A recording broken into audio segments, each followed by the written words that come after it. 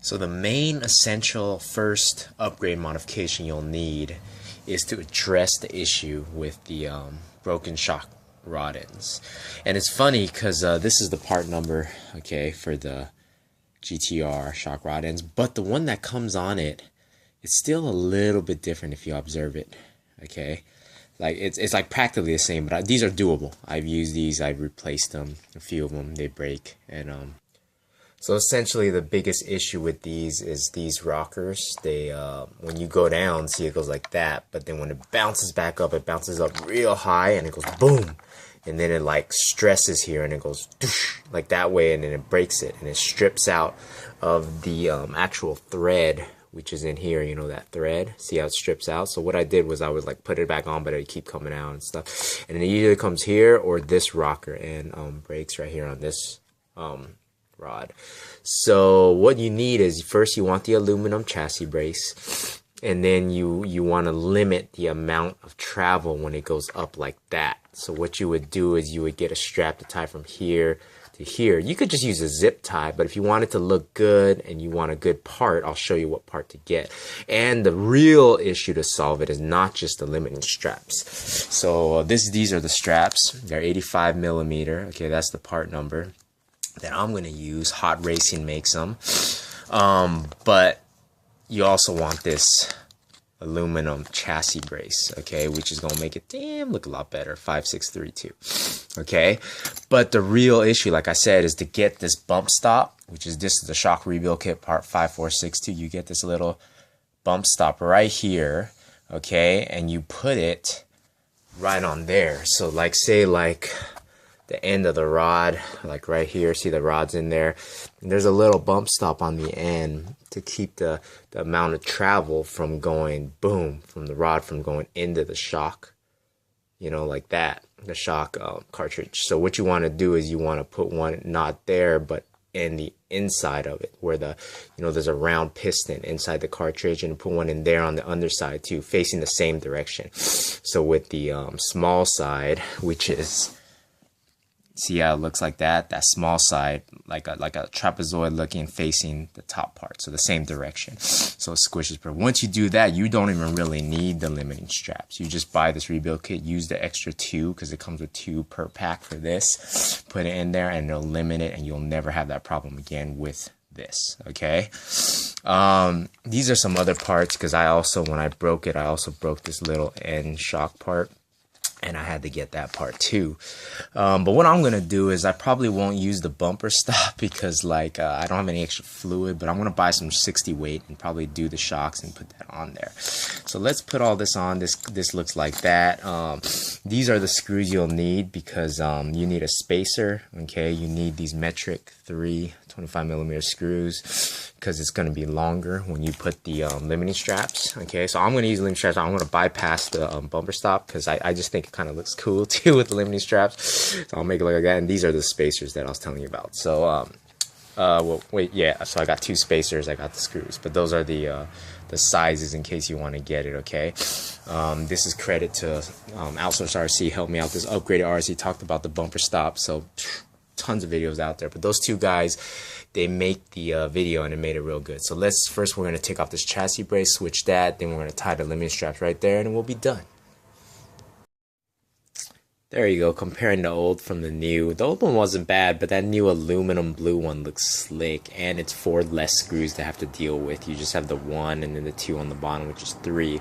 Originally this one has 7, so you're like 4 less screws to deal with when you want to get to the shock bodies, which is pretty cool.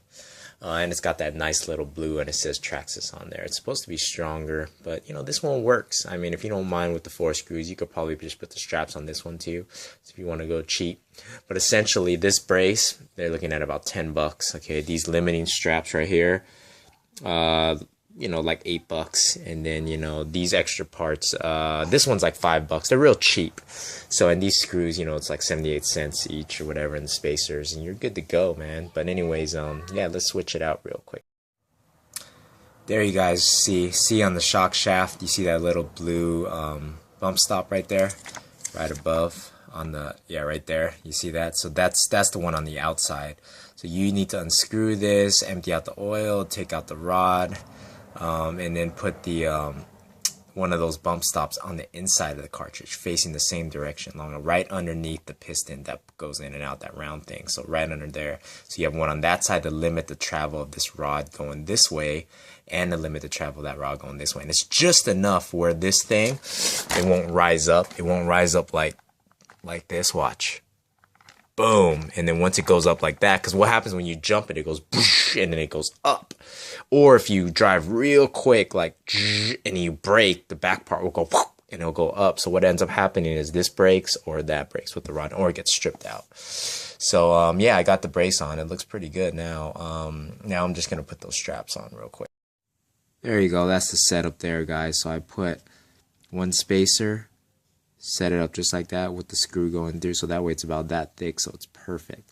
And then I'm going to lay it right in here just like this, boom, to hold that, so limit the travel of this thing going this way like that. Okay, see, because it goes high. Like if I just lift the truck up like that, I put so much stress on that piece right there. So with this strap, it's 85 millimeters. You're going to be just right. I think they also sell the strap as a 100, 90, 80, but I got the 85. See, 85 mil right there. So this is a good shot right here. Look at the difference in travel between the one with the strap and the one without the strap. So that's what I did right there. I'll show you. Boom.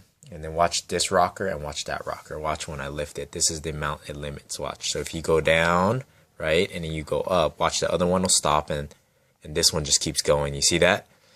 So look at like this black thing compared to that black thing. Watch. So ready? See that? That's the travel that you're eliminating. So normally it goes here and it goes up. Watch, the one on top will stop going. This one will keep going. Watch. See that?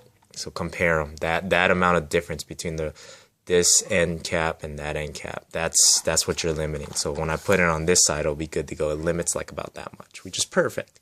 Just enough to put less stress here to break it, etc., etc. Awesome, man. You tilted at an angle. You got a little bit of that hot racing bling aluminum with the HR right there. Boom, stops. Ready, down, and boom, stops. Boom. Now they're nice and even. So if you jump the car, it'll be like boom, and it'll come back up and it'll stop just like that, like boom, restricted. So you're good to go. These tie rods are good. So this, there's nothing wrong with the e-Revo. I got like two, three guys that just picked this bad boy up, and they love the truck. They tamed it down, and this is for you guys. I was asked, and this is the first mod you really want to do, because I jumped this thing, quite a bit, and I usually do it like so I land on the wheels, just so I don't like damage or see this thing's a little scratched up, and then I keep it real clean. And they do the same thing, because I just think this truck is absolutely beautiful. Now it's $499. It could definitely compete with the Creighton right now. I think all you got to do is this mod, and you're pretty good to go. Another thing I wanted to go over real quick is you probably want to eventually, if you're going to run these down, see, I take care of them. I try not to like wet them too much or try to use some whatever armor all, but these sidewalls will rip, because based on the way the rim is, it's kind of sharp right here. So this is another thing one of my guys have told me. So you want to upgrade the wheels if you're just going to run it like crazy. I would do it. I would kind of save these for when you're running on the street, make it look good, or even dirt or whatever, because they just look badass. But I think you probably want to go with some like Badlands or something like that if you're going to bash a lot. The chassis is legit though. The chassis is legit. You put this brace on and you put the limiting straps, and you're good to go, man. It's pretty good. I would put 60 weight oil in the shocks. Okay, do the bumper stop fix just to be on the safe side. But price wise, like I told you, it will cost you $20, because I mean these straps are $8. It's $10, less than $20, and then you just buy the little screws that I showed you right here, and you guys saw those part numbers earlier.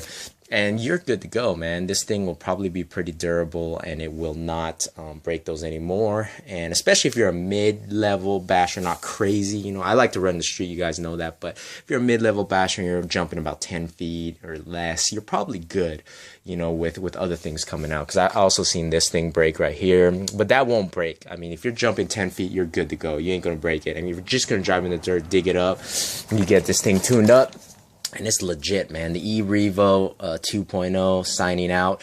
Oh, real quick, boxing fans, Tom Trout. I'm gonna do another video today just to let you guys know because it is the weekend.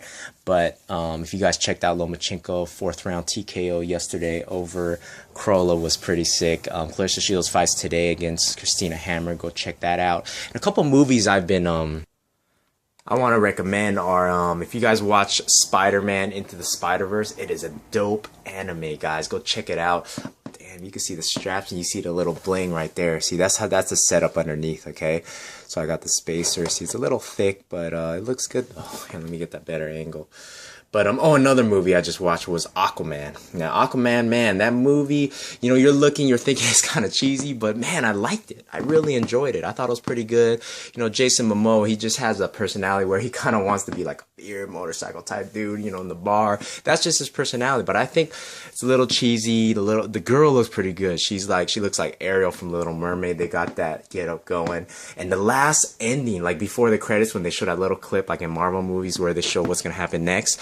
It is a dope song. Like, I'm almost gonna buy the movie just for the song. You know what I'm saying? But anyways, I also wanted to say, make these your friend, okay? Because I jump this thing, I get it dirty, but look how clean mine is. You guys would think I never drive it at all. All you gotta do is take one of these things, get a little Q-tip, all in the cracks, take care of your cars, man. Take care of your cars. Anyways, you know, this is good to go. You guys see what I did. This is the first essential and must given modification. It'll save you like 3 or 4 rod ends. But if you don't want to do it, that's fine. Just buy rod ends, you know. Pack right here. They're real cheap anyways. They just keep replacing them. But I mean, I've gone through like about 3, you know. But like with me, I don't like to break stuff. So, you know, I'd say it's a pretty durable truck unless you're gonna bash it like crazy, which most guys do. But I think that's cool and all. But yep. See, so look, see the top part's cool. You know, it got scraped up right in there, but it's good to go, man. That thing protects it when you flip on the street. I got mine's geared up, so if I jump it a lot like that, I probably do it a little bit, because if I run it on the grass, it can overheat. 20-tooth pinion, 46 spur, that's what I'm running, which gives it about 62 miles per hour. It states 70 miles per hour on the box. Doesn't quite do that unless you have a big street and you lower it a little bit. It might, you know, hit 65, I think, now, since with the limiting straps, it kind of creates that aerodynamic because of the lift. Because if you look at it, see, it doesn't lift as high now because it kind of limits. You guys can see that strap doing its job, so it might keep it a little lower, so when you drive you might actually hit that 60 miles per hour. I don't know, but I'm not going to clock it, but I mean roughly, even if it's 60 miles per hour, I'm good with that. Car running 50-60 is good. You can still bash it. It ain't going to get hot right away, but for some guys that keep running on the grass, you're screwed. It's going to overheat, so you probably want to gear back down to about like a 15 to like maybe a 17 or something like that. And 17 would probably be perfect, I think, for you bashers and off-roaders. Anyways, guys, I'm checking out. I'm gonna run probably my XO1. I'm gonna also do a Italian crane comparison. One of my guys wanted to ask about the Italian, see how that was. I have version 2, representing version 2. Anyways, no, Italian, I think it's the version 3 that I have, because they got that version 4 now. So anyways, I'm gonna probably talk about that just to show the difference between the crane and Italian, and I might do some speed runs in the street with my XO1, and you know, probably the 60 mile per hour Rusted 4x4 VXL, just to show you what 60 compared to 100 looks like. I got everything geared up. Anyways, guys, I'm wrapping away. This is too much. Checking out. Have a great day. I love you all. It is the weekend. Peace. Tom Trax. Woo!